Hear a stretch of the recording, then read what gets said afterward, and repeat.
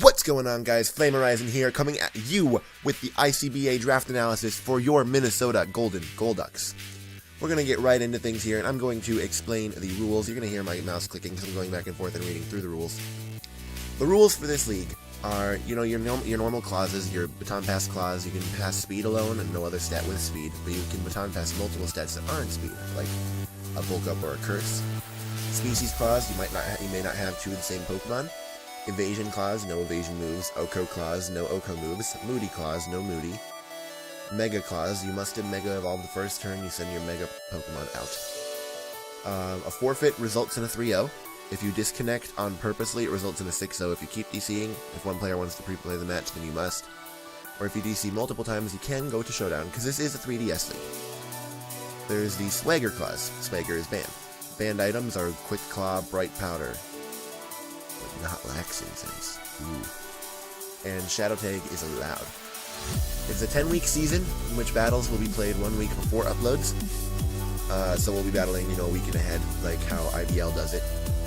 And then everything is beginning on March 23rd, which is the day this draft analysis is going up. So that is when everything is going down. Or doing it March 20th. Well, so the draft has already happened, so you already know that. But this video is going up on April 23rd, and that's just how things are going. So the draft is a snake draft, and the requirements is each draft has to draft one of the following. You have to draft a Tier 1, a Tier 2, 2 Tier 3s, a Tier 4, a Tier 5, and a Mega. And there's also Ultra Tiers. And after Ultra Tiers, you will have 400 free points for the remaining Pokemon. Ultra Tier Pokemon do take points from your free points, so we have to be careful with drafting those. It is a tier-based draft. It's GBA tiered, but with some complications. So there's Tier 3A and Tier 3B. There's Tier 1A and Tier 1B. Tier 1A is 180. Tier 1B is 160. Tier 2A is 140. Let me double check this. Tier 2A is 140. Tier 2B is 120. Tier 3A is 80. Or no, Tier 3A is 100. Tier 3B is 80. Tier 4 is 60, that's just all of Tier 4. Tier 5A is 40, Tier 5B is 20. And there are Ultra Tiers. There's Ultra Tiers that are worth 240, there's Ultra Tiers that are worth 220, there's some that are worth 200, and that's it. All the Ultra Tier Pokemon that are allowed this season included Dawnwing's Necrozma, Mega Blaziken, Mega Metagross. So those Mega Pokemon not only take your Mega spot, but also take points. There's Aegislash, there is Darkrai, there is Genesect, there is Protein Greninja, there's Mega Latias, there's Meganadel, there's Pheromosa, there is Deoxys Speed and Defense, there's Battle Bond Greninja, there is Landorus Incarnate, there's Mega Kangaskhan, there's Mega Latios, there's Mega Mawile, there's Magearna, and there's Tapu Lele.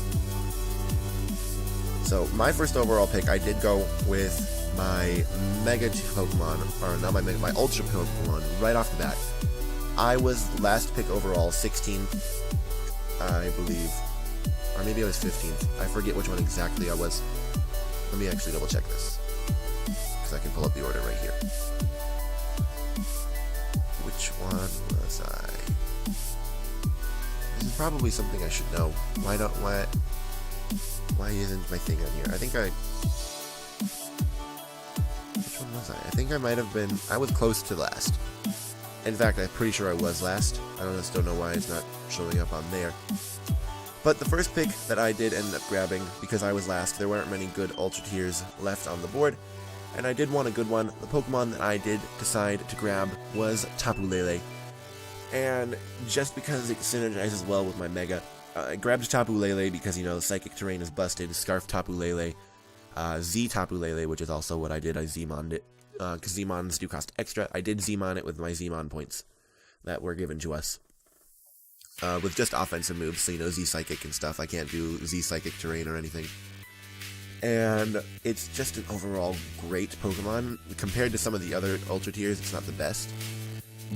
But it pairs well with the rest of my team. And then next I grabbed my Mega Pokemon.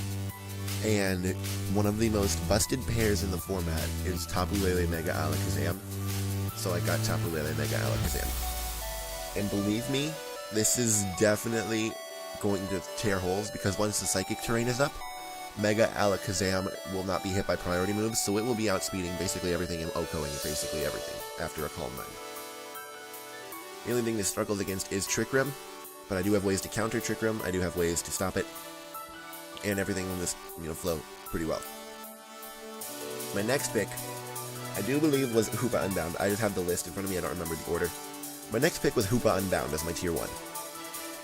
And honestly, that was probably my favorite pick of the entire draft, due to the fact that I also Z-Monned this as physical Z-moves. So, with my next pick in mind, which I will share pretty quick here, it pairs really well, because I did grab Galvantula as well, and Hoopa Unbound and Galvantula is just scary. Hoopa Unbound under webs is a monster, because it's going to be outspeeding basically everything, unless it's like a Scarfed base 100 mon. And it is going to be taking out everything in one hit, and it's also going to have Z-Zen Headbutts, Z Hyperspace Hole, Z Hyperspace Fury, Psychic Terrain boosted Psychic moves. This thing is just a monster on this team. But something we're going to realize going on with the rest of my draft is I don't have the best forms of hazard removal. In fact, I only have one, so I'm going to have to fix that up as time goes on if it becomes a big issue. But the pick that, now I'm just going to start going in order of tiers. Those were my top 3 picked Pokemon, and then Galvantula, which was one of my tier 3s. So next, I'm going to talk about Milotic. I did draft Milotic this season, for this draft, because I needed a really good bulky water to take on certain steel types, to take on certain other water types, to take on certain fire types and the like. And just overall, it's such a good bulky water type. You probably just heard a pen clicking a bunch, and I'm very sorry. I do that, I fidget while I record sometimes. And it's just an overall good Pokemon. It's just the wall that I really need for this team. And then the next tier 2 I got, which is dipping into my free points even more, is Sylveon. So Tapu Lele took 200 of my free points, and then Sylveon takes 120. So for 3 Pokemon, I had 80 points. And I was able to pull that off, I think, somehow. I know I did it. But, anywho, we're going to keep moving on. And Sylveon, great fairy type. Don't know why I actually drafted it now that I have Tapu Lele. Why did I take Sylveon? I'm an idiot. I'm probably going to be trading Sylveon away in the near future, due to the fact that I don't need 2 fairy types. But Sylveon, it's good passer, it's good cleric. This is probably my dumbest pick. What is wrong with me? Anywho. After Sylveon, I already talked about Galvantula. I got Incineroar, and I sniped quite a few people on Incineroar, because this season, Intimidate Incineroar is allowed, so I'm able to bring, the AV Intimidate Incineroar with Fake Out, and, just be an overall nuisance to teams. And, it's just a good Pokemon overall, especially with Intimidate now. It's like a budget Arcanine, and I can't wait to use it. I think it's going to be fairly well. It's going to handle a lot of physical attackers quite well if they haven't already set up. Up next, we have the Dragon-type Pokemon Druddigon, and honestly, I really do like Druddigon. Most people don't like Druddigon for the fact that it's not good. I think it's good. It's the budget Garchomp. Stealth Rock's Rough Skin, Rocky Helmet, it's basically like a budget tank chomp. But it can also do physical sets. It gets Glare from Gen 5, and overall, it's just a good nuisance. It's a good support Pokemon. Up next, I have a Grass type and a Spin Blocker in Trevenant, and I've never used Trevenant in League before, but I think it can come in clutch. I think it gets Leech Seed, it gets Trick or Treat, so I can make Pokemon. No, it doesn't get Trick or Treat. That's Gourgeist. Trevenant gets Shadow Force, so I'm able to, stall people out with Toxic and whatnot. And overall, I think Trevenant was a good pick for my draft. Up next, we have Combuskin. And I got Combuskin because, speed passing is allowed. So not only do I have Hoopa Unbound under webs, I have Hoopa Unbound with speed passing. And this thing is going to just help out quite a bit. I have Mega Alakazam with speed passing. I have Tapu Lele with speed passing. I have Incineroar with speed passing. I have so many things that benefit from getting a speed pass, and it is going to be quite a fun day when Combuskin comes in, gets a couple of speed passes off, or speed boosts, passes it off to Hoopa Unbound, and I just clean sweep through someone's team. That is the plan one of these weeks. And my last Pokemon is Mudbray. And honestly, this was my meme pick. It does get Stealth Rocks, and it does get Eviolite, so it doesn't, because of Eviolite, it's now able to run Stealth Rocks because I don't have to run Assault Vest. It doesn't take as good use as Heavy Slam, but for a 20-point mon having base 100 attack and decent bulk, not the best bulk, this thing will come in clutch in certain situations. Just to let you all know, I already looked it up. My week 1 opponent has Mega Metagross, and Mudbray is legitimately my only thing to beat it, so let's hope that works out.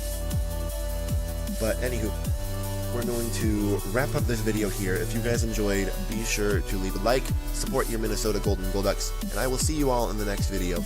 I hope you all take care. Week 1 will be up in 1 week, and we are facing against the Calgary Infernapes, coached by Around2420, you know, the team with Mega Metagross. I will see you all in the next video. Take care.